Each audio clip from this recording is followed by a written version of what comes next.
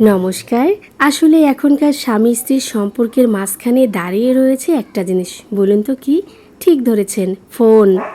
সকালে উঠে কেউ কারো দিকে তাকায় না, আগে দেখে ফোনে কে কি মেসেজ করেছে। চা বানানো হচ্ছে ঠিকই, কিন্তু এক হাতে চামচ নাড়ে আর এক হাতে ফোন চালায়।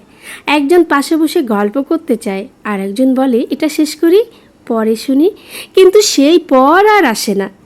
রাতে এক বিছানায় শুয়ে থেকেও কেউ গল্প করে না, শুধু হাসি শোনা যায়, ওটাও ফোনের জন্য, সঙ্গীর জন্য না।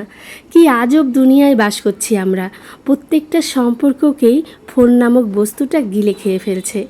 তাই মাঝে মাঝে ফোনটাকে দূরে সরিয়ে রাখুন, সঙ্গীর জন্য সময় দিন। না হলে দেখবেন একটা সময় আপনার সঙ্গী অনেক দূরে চলে গেছে। ভালোবাসা হারিয়ে যায় না, শুধু আর দেখা যায় না, কারণ আমরা তাকিয়ে থাকি ভুল দিকে। ভালো লাগলে লাইক করবেন, কমেন্ট করবেন।